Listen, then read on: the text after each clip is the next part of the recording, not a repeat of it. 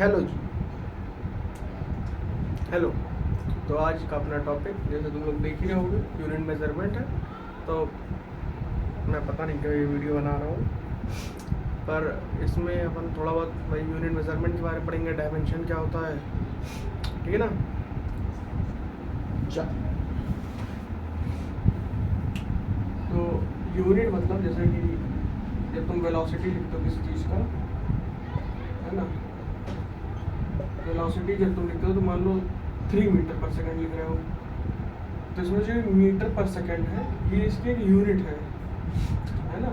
अगर तुम मान लो सेकंड टाइम लिखते हो, टाइम, है ना, तो इसकी यूनिट सेकंड है, तो ये इसका एक यूनिट है जिससे इसको डिफाइन करना है, ठीक। चलो, अब वैसे ही पहला टॉपिक अपना आता है फिजिकल क्वांटिटी, ठीक। मैं इसको PQ से लिख रहा हूँ। तो अगर तुम डायरेक्शन के रूप में अगर देख लो फिजिकल क्वांटिटी को, तो एक तो तुम्हारा हो जाएगा स्केलर और एक हो जाएगा वेक्टर, ठीक। जो लोग बेसिक मैथ पढ़े हैं वो वेक्टर को समझ रहे होंगे क्या है, ठीक है। तो स्केलर मतलब सिंपली इतना कि कोई भी अगर फिजिकल, पहले मैं बताता हूँ फिजिकल क्वांटिटी क्या होती है। तो physical quantity is any quantity which, साथ साथ लिखते रहिएगा, which can be measured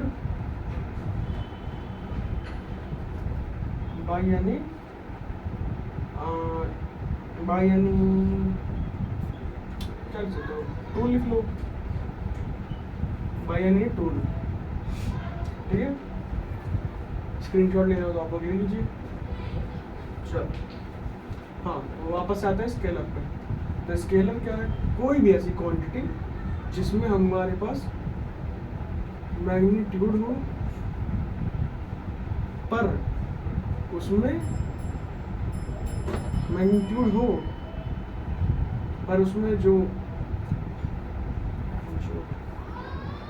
direction ना हो, है ना। और अगर आप लोग नोट्स नहीं बना रहे, सीधा सीधा इसको देख रहे हैं, तो कोई बात नहीं, मैं अपना नोट्स बनाया हूँ, आपको मैं भेज दूँगा, ठीक है, तुमको मैं भेज दूँगा, ठीक है। तो मैग्नीट्यूड से मेरा क्या मतलब है, जैसे अभी हमने लिखा था वेलोसिटी 3 मीटर पर सेकेंड, तो उसमें वो जो 3 था वो उसका एक मैग्नीट्यूड है, उसका एक वैल्यू है, न्यूमेरिकल वैल्यू भी तुम मैग्नीट्यूड को बोल सकते हो, ठीक है। और जो उसमें डायरेक्शन है, अब मान लो मैं बोल रहा हूँ कि मैंने एक मुक्का मारा, कहाँ मारा, किसको मारा, कुछ नहीं पता, ठीक।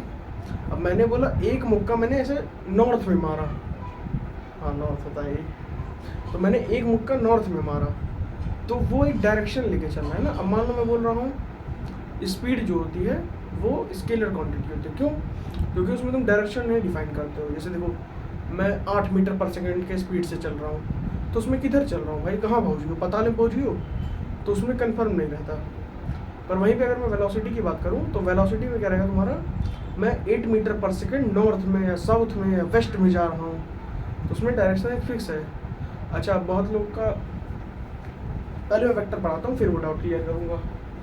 तो वेक्टर में क्या होता है, जिसमें मैग्नीट्यूड भी हो, डायरेक्शन भी हो, प्लस ये vector laws of algebra, vector laws of algebra को फॉलो करे।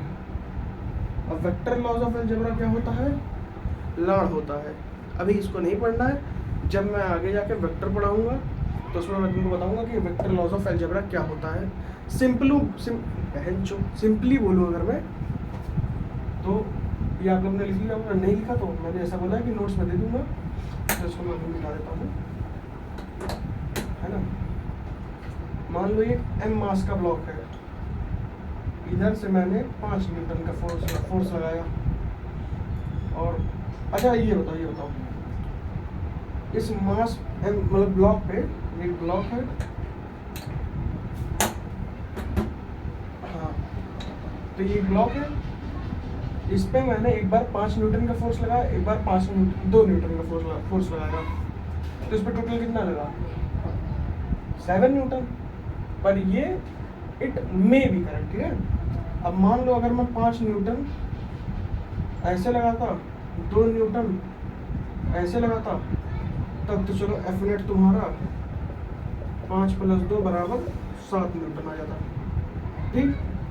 पर अगर मान लो मैंने ये 2 न्यूटन इधर ना लगा के इधर से लगाया होता, तब तुम्हारा एफ नेट क्या बनता, एफ नेट बराबर 5 - 2 = 3 न्यूटन हो जाता।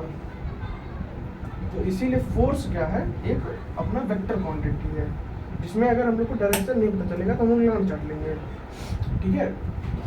ये नोट करना हो नोट कर लो, वरना बताइए तुमको।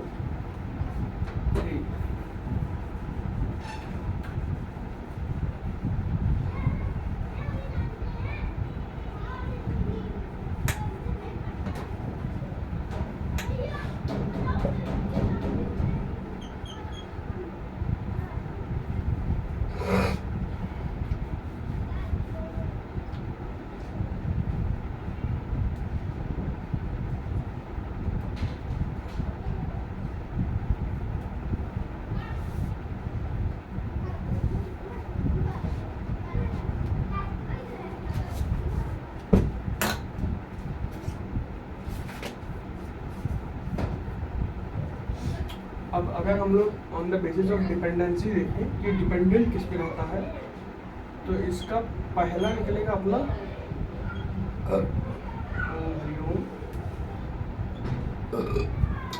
फंडामेंटल फिजिकल क्वांटिटी, एक आ जाएगा डिराइव्ड फिजिकल क्वांटिटी, ठीक है।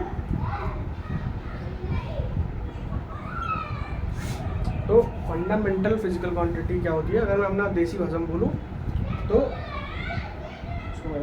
हाँ, तो फंडामेंटल फिजिकल क्वांटिटी क्या होती है, देसी भाषा में शुद्ध समझाऊँ तो ऐसी क्वांटिटीज जिनसे मिलकर नई क्वांटिटीज बनी है। लिखो कॉपी में लिखो, ऐसी क्वांटिटीज जिनसे मिलकर नई क्वांटिटीज बनी हैं, ठीक। चलो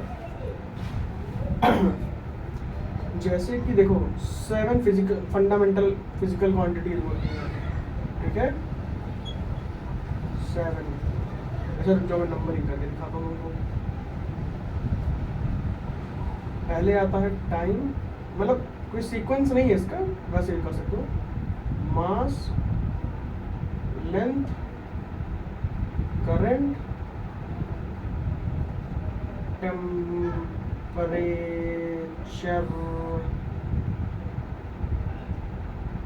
टेम्परेचर, लुमिनस इंटेंसिटी, इधर में लिख देता हूँ, अमाउंट ऑफ सब्सटेंस कितने होंगे, 3 6 1 7। हाँ, तो टाइम मतलब क्या हुआ, टाइम का जो यूनिट रहता है तुम्हारा वो रहता है सेकेंड्स। इसका सिंबल होता है स्मॉल एस। मास क्या होता है तुम्हारा, केजी होता है।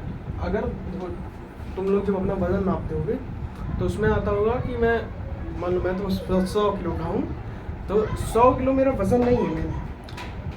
100 किलो मतलब अरे सॉरी 100 किलो मेरा वेट है, पर वो दिखाता केजी है जो कि मास की यूनिट है। तो एक तरह से मैं 100 है अगर वो, तो मैं अप्रॉक्स 10 पॉइंट समथिंग, हाँ 10 पॉइंट समथिंग न्यूटन का फोर्स मैं जी एक्सेलरेशन से धरती पे लगा रहा हूँ, तब वो मेरा बोल रहा है 100 kg के आसपास वेट मेरा, क्योंकि 9.8 होता है और F बराबर m में।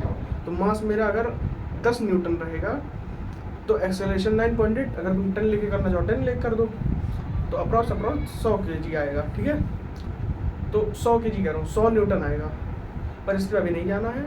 अगर kg लिखा है kg करो बस। तो इसका होता है किलोग्राम, यूनिट इज केजी। ठीक, लेंथ कोई चीज़ को नापोगे है ना, नापने में तो तेज ही हो। अब किसी का 7 इंच, किसी का 3 इंच, कोई बदनसीब रहता है बेचारे का 1 इंच, है ना। पेन की बात कर रहा हूँ मैं, तो पेन सबका छोटा बड़ा रहता है। तो पेन को तुम कैसे नापते हो, मीटर्स में नापते हो, तो इसका हो जाता है मीटर, सिंबल है इसका। करंट की बात आती है, करंट अगर तुमने 10th में पढ़ा है ना, पूरा सब लोग पेपर पर ही लीक कर दे रहे थे, तो करंट का यूनिट जो होता है वो होता है एम्पियर, जिसको ए से भी डिनोट करते हैं, और कोई बुक में जैसे HCV में आई से डिनोट करा गया है। ठीक है, किसी भी करोगे कोई बात नहीं। टेम्परेचर मैं थोड़ा टेढ़ा क्यों हूँ यार, टेढ़ा हो ही जाता है भाई, क्या करें समय के साथ। तो टेम्परेचर हाथ में से काम करता है ना, इसलिए टेढ़ा हो जाता है। लिखाई की बात कर रहा हूँ भाई लोग मैं, है ना। टेम्परेचर पे आते हैं अगर हम, तो टेम्परेचर को हम लोग लिख रहा हूँ कि नहीं भाई मैं, हाँ, टेम्परेचर को हम लोग केल्विन से रिप्रेजेंट करते हैं, तो इसका होता है के। पर कहीं कहीं पे इसको थीटा से भी करा गया है, तो उससे बिल्कुल भी नहीं डरना है। डरना क्या वहीं चलो तुम लोग वही तेज, क्या डरोगे, है ना। थीटा से करते हैं। अब लुमिनस इंटेंसिटी, ये सबसे गाढ़ू फिजिकल फंडामेंटल क्वांटिटी है, मत पढ़ो तो कोई बात नहीं, पर मैं बता देता हूँ। इसकी यूनिट होती है कैंडेला, इसको हम लोग CD से रिप्रेजेंट करते हैं। ठीक, अब आता है अमाउंट ऑफ सब्सटेंस, ये हमारा केमिस्ट्री में काम आएगा, जिसका होता है यूनिट मोल, का सिंबल होता है MOL। ठीक है, देखो 11th के लिए अगर तुम ये पढ़ रहे हो, है ना, मैं पढ़ाई 11th की रहूँगा। ठीक है, 11th फिजिक्स, हाँ, तो 11th में तुम्हारा टाइम, मास, लेंथ और एमिनिटी, करंट भी आ जाता है, पर मेन नहीं करंट तुम्हारा आएगा, तुम्हारा टेम्परेचर। इतना चीज़ तुम्हारा 11th में रहेगा, ये तुम्हारा 12th में काम आएगा, और ये तुम्हारा केमिस्ट्री में काम आएगा। चलो नोट कर लो वरना नोट्स में देख लो। ठीक है, चलो अब डिराइव्ड फिजिकल क्वांटिटीज क्या होती हैं। लेट्स सपोज वेलोसिटी हम ले रहे हैं। ठीक है, वेलोसिटी, तो वेलोसिटी की यूनिट क्या होती है। वेलोसिटी होता क्या है, डिस्प्लेसमेंट अपॉन टाइम। ये मैंने एरो क्यों लगाया, क्योंकि डिस्प्लेसमेंट एक वेक्टर है, वेक्टर क्वांटिटी है। तो डिस्प्लेसमेंट का वो क्या हुआ, आखिर में डिस्टेंस हुआ चाहे डिस्प्लेसमेंट हुआ, वो है तो एक लेंथ ही ना, उसको नापोगे तो उसको डिस्टेंस हुआ चाहे डिस्प्लेसमेंट हुआ, उसको नापोगे ही तुम, तो वो एक लेंथ ही तो है, तो उसकी यूनिट हो जाएगी मीटर। तो यहाँ हम लिख देंगे मीटर, और टाइम की यूनिट तो सेकेंड हो जाएगी। तो क्या गया, मीटर पर सेकेंड। तो इससे हमें पता चल रहा है कि वेलोसिटी जो है वो एक तो लेंथ पे डिपेंडेंट है और दूसरा टाइम पे डिपेंडेंट है। तो इसीलिए जो फिजिकल क्वांटिटीज, चलो लिख देता हूँ, जस्ट वेट अ मिनट।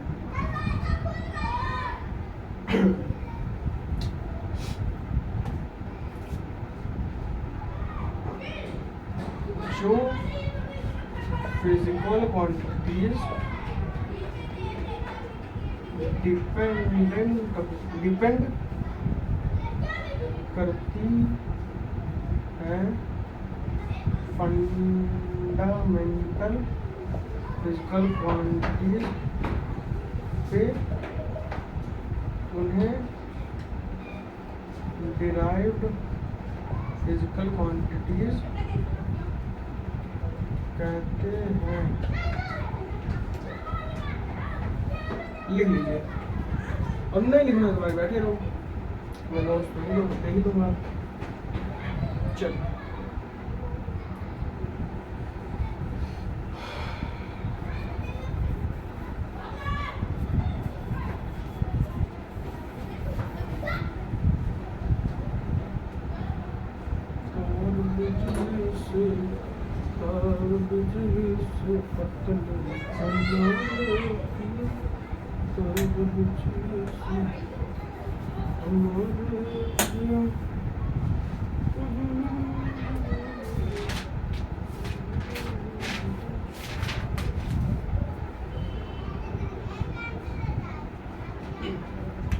अच्छा, बहुत से लौंडों का ये भी डाउट आ रहा होगा, लौंडे लौंडिया जुड़ी हो तुम, कि अपना ये करेंट है ना, करेंट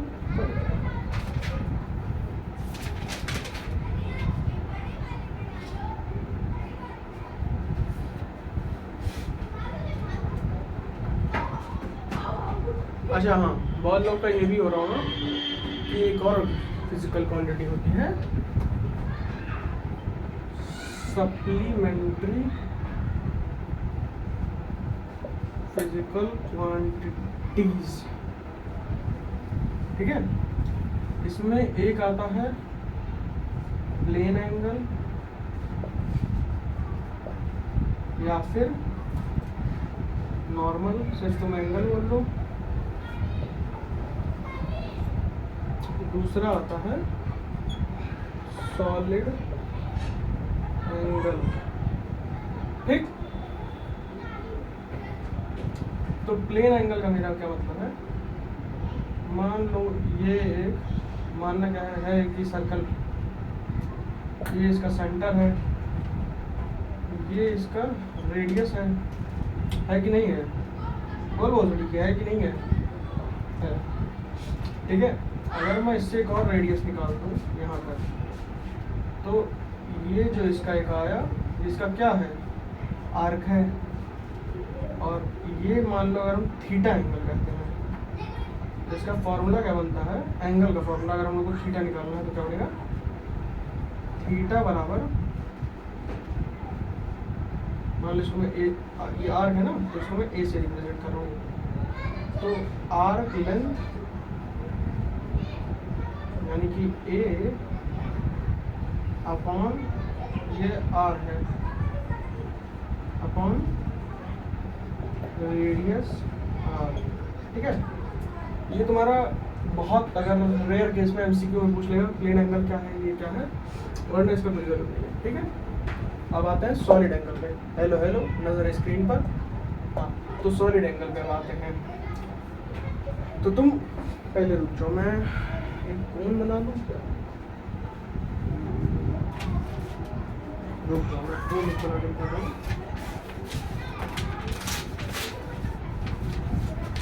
ये मान लो एक प्लेन सरफेस है, ठीक है, मानना क्या है, प्लेन है। अब अगर मैं इसको ऐसा मोड़ दूँ कुछ बर्थडे कैट की तरह।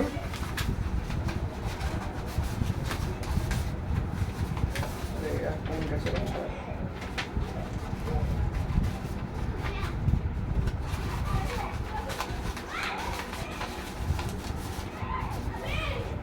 कुछ देखो, ये जिसको तो वही समझना ये प्लेन है। अरे भाई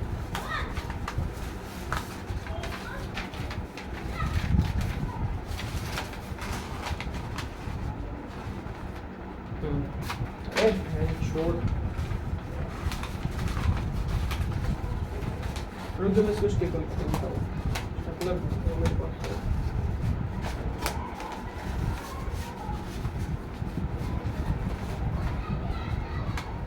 देखो कुछ ये लग रहा है कौन जैसा, ठीक है ना। बर्थडे कैप तुम इमेजिन कर लेना।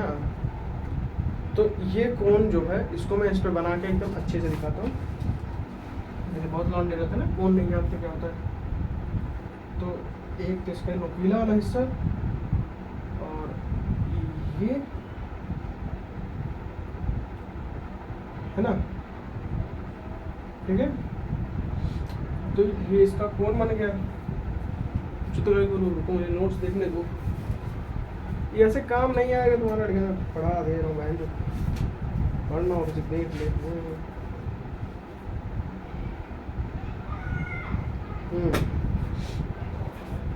हेलो नजर स्क्रीन पर। हाँ तो मान लो ये एंगल थीटा होगा, ये इसका आर्क होगा कि नहीं होगा। तो इसको मान लो हम लोग एल बोल दे रहे हैं, और ये जो होगा इसका, ये इसका आर होगा। तो वही सेम थीटा बराबर एल बाई आर, ठीक है। अच्छा बात है यूनिट पे इसके, तो इसकी यूनिट होती है, यानी थीटा की जो यूनिट होती है वो होती है रेडियंस। क्या होती है? रेडियंस। और इसकी जो यूनिट होती है वो होती है स्टेरेडियंस। ये पहले कोई बात समझ लो, ठीक है। ऐसे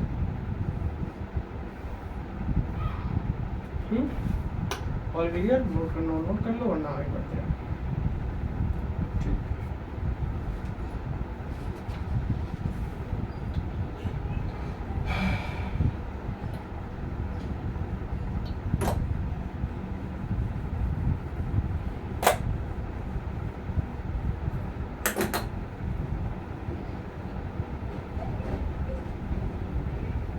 अब देखो फिजिकल क्वांटिटीज जो होती हैं वो मेनली 3 में बढ़ी रहती है, ठीक है। यूनिट्स जो होती हैं वो मेनली 3 में बढ़ी है ना। यूनिट्स की बात कर रहे हैं।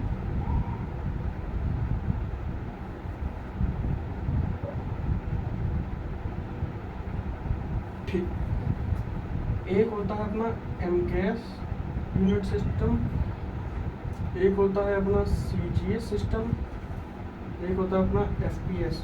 हाँ भाई मुझे 60 एफपीएस मिल रहे हैं, ठीक है। तो ये 3 यूनिट होती हैं इसकी। एमकेएस मतलब कि मास, लेंथ, मास, टाइम। तो इसमें हम जो लेंथ रहता है उसको हम लोग मीटर में, और जो अपना मास रहता है उसको हम लोग केजी में, और जो अपना टाइम रहता है उसको हम लोग सेकंड्स में नापते हैं, ठीक है। वहीं पे सीजीएस सिस्टम में क्या होता है, जो अपना लेंथ होता है वो अपना सेंटीमीटर में नपाता है, जो अपना मास होता है वो अपना ग्राम में अपना नपाता है, और ऑलवेज टाइम अपना सेकंड्स में, है ना। सेकंड्स में सब में टाइम नपाएगा, वरना कैलकुलेशन ना हो जाती है ना। सारे साइंटिस्टों का काम पड़ गया होगा। एफपीएस पे आते हैं तो जो अपना लेंथ होगा वो फुट में नपाएगा, जो अपना क्या कहते हैं मास है वो पाउंड में, और टाइम सेकंड्स में। सुना होगा ना डब्ल्यूडब्ल्यू में है 200 पाउंड का लौंडा, 300 पाउंड का लौंडा, है ना। अच्छा अब इसमें एक और फिजिकल क्वांटिटीज होती है इसको हम बोलते हैं SI system, SI unit system. ये सवाल थोड़ा डेवलप्ड, थोड़ा हाई फाई वाला लौंडा है। मेन जो इसमें है, जो तुम्हारा मान लो फोर्स होता है, फोर्स की यूनिट क्या होती है? मीटर पर सेकंड स्क्वायर। तो इसी को हम लोग न्यूटन बोल देते हैं, ठीक है। वहीं पे एनर्जी जो होता है, अब वो तुम पे डिपेंड करता है तुम कौन सी एनर्जी ले रहे हो। मैं पोटेंशियल एनर्जी मान लो ले लिया, mgh, तो इसकी यूनिट क्या आएगी? देखो, मीटर स्क्वायर अपॉन रुक जा, एक्सेलरेशन। तो देखो, मास केजी मीटर पर second square upon metre, KG metre square upon second square. तो इसको हम लोग जूल बोल देते हैं कि इतना जूल एनर्जी खत्म हुआ या फिर इतना न्यूटन एनर्जी खत्म हुआ। नोट करना हो नोट कर लो, वरना आगे बढ़ते हैं।